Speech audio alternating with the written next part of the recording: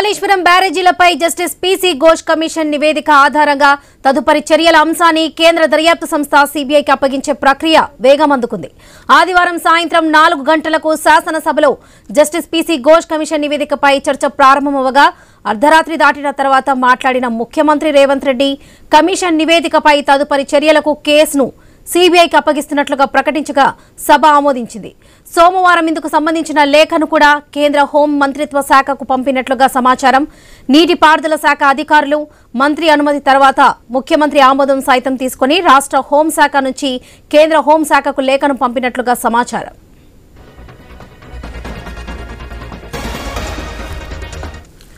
కాళేశ్వరం ప్రాజెక్టులో భాగంగా నిర్మించిన మేడిగడ్డ, అన్నారం, సుందిళ్ల బ్యారేజ్ల పనుల్లో అవినీతి అక్రమాల కారణంగా ప్రజాధనం భారీగా దుర్వినియోగమైనట్లు వచ్చిన ఆరోపణలపై జస్టిస్ పీసీ ఘోష్ కమిషన్ విచారణ జరిపి జులై 31న నివేదిక సమర్పించిందని రేవంత్ లేఖలో పేర్కొన్నారు.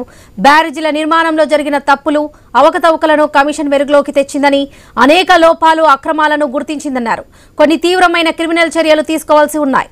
రాష్ట్ర మంత్రివర్గ నిర్ణయం మేరకు నివేదికను శాసనసభలో ప్రవేశపెట్టి చర్చించామని వివరించారు రేవంత్ రెడ్డి. గతంలో నేషనల్ డ్యామ్ సేఫ్టీ అథారిటీ కూడా దర్యాప్తు జరిపి మేడిగడ్డ బ్యారేజీ వైఫల్యానికి ప్లానింగ్, డిజైన్, నాణ్యత తదితర కారణాలన్నీ పేర్కొని రేవంత్ రెడ్డి తెలిపారు. ఇక ఈ అంశాలపై మరింత లోతుగా దర్యాప్తు చేయాల్సిన అవసరాన్ని ఎన్డీఎస్ఐ న్యాయ విచారణ కమిషన్ నివేదికలు స్పష్టం చేస్తున్నాయన్నారు.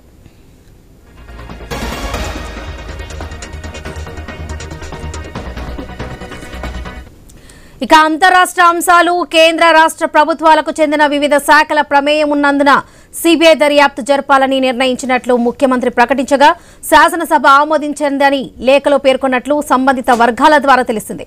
శాసనసభ నిర్ణయాన్ని అమలు చేసే విషయంలో రాష్ట్ర ప్రభుత్వం ఏమాత్రం ఆలస్యం చేయకుండా సోమవారమే లేఖను కేంద్ర హోంశాఖకు పంపి సీబీఐ విచారణ నిర్ణయాన్ని తెలిపినట్లుగా సంబంధిత వర్గాలు తెలిపాయి.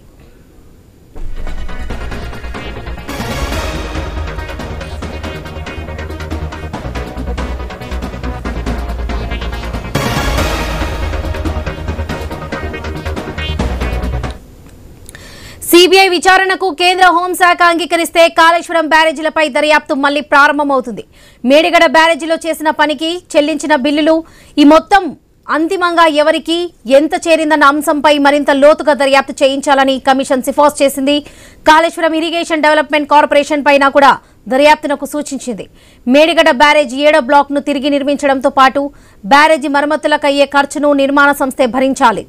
ఇక అన్నారం, సుందిల నిర్మాణ సంస్థలకు సైతం ఇదే సిఫార్సు చేసింది. దీంతో పాటు మాజీ సీఎం కేసీఆర్ పై చర్య తీసుకునే స్వేచ్ఛ ప్రభుత్వానికి ఉందని కూడా పేర్కొంది. మాజీ మంత్రులు హరీష్ రావు, ఈటెల రాజేందర్లను తప్పుపట్టింది. ఐఏఎస్ అధికారులు, ఇంజనీర్లపైన చర్యలకు కమిషన్ సిఫార్సు చేసింది. ఈ నేపథ్యంలో సీబీఐ రంగంలోకి దిగితే పరిస్థితి ఏ విధంగా ఉంటుందన్న ఆందోళన ఇంజనీర్లలో మొదలైంది.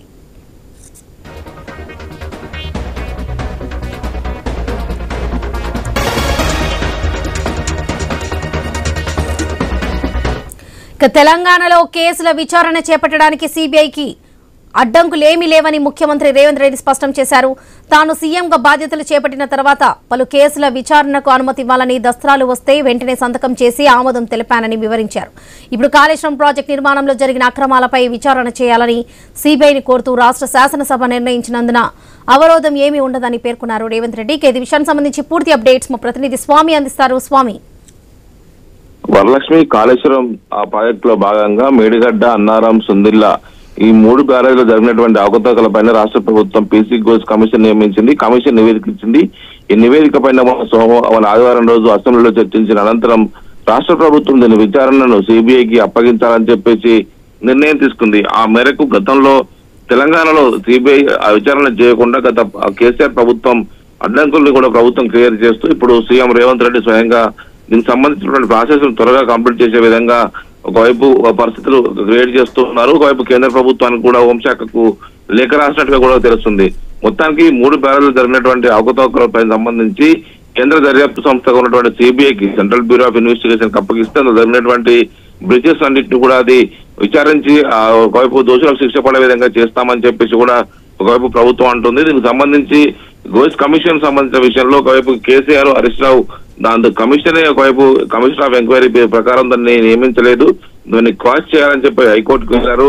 ఒకవైపు హైకోర్టులో ఈ రోజు విచారణ రానున్న నేపథ్యంలో కేంద్ర ప్రభుత్వానికి హోంమంత్రిత్వ శాఖకు రాష్ట్ర ప్రభుత్వం లేఖ రాసింది. ఈ లేఖ ఆధారంగా ఈ కేంద్ర ప్రభుత్వం ఈ కేసును తీసుకుంటుందా లేదా ఏందని కూడా చూడాల్సి ఉంది. ఒకవైపు దేశంలోనే అత్యంత ప్రతిష్టాత్మక ప్రాజెక్ట్ గా చెప్తున్నటువంటి ఈ కాళేశ్వరం ప్రాజెక్ట్ లో ఒక మేడిగడ్డ బ్యారేజీలో ఒక 7th కాలంలో 3 పిల్లర్లు కుంగిపోయిన దాన్ని రాష్ట్ర ప్రభుత్వం కావాలని చెప్పి రాజకీయం చేస్తూ గత బీఆర్ఎస్ ప్రభుత్వాన్ని బద్నాం చేయడం కోసం ప్రయత్నం చేస్తుంది తప్ప ఇందులో రాజకీయం చేయడం తప్ప వేరే ఏం లేదని చెప్పేసి కూడా ఒకవైపు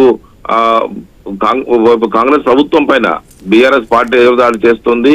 దీనికి సంబంధించిన విషయంలో ఆ నిర్మాణ సంస్థ దాన్ని రిపేర్ చేసి ఇస్తామన్నప్పుడు కూడా అలా చేయకుండా కేవలం ఆంధ్రప్రదేశ్ కి నీళ్లు కట్టబెట్టడం కోసం ఒకవైపు బనకచెర్లకు నీళ్లు పాలించడం కోసం రేవంత్ రెడ్డి సర్కార్ చేస్తున్నటువంటి ఎత్తుగడగా డ్రామాగా దీన్ని బీఆర్ఎస్ పార్టీ కొట్టిపారేస్తుంది.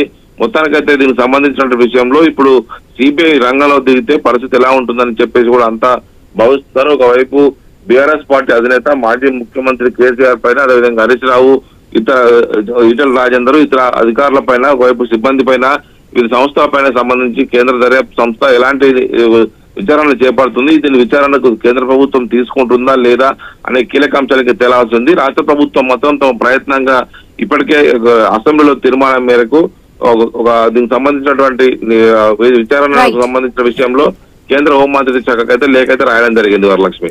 రైట్ స్వామి.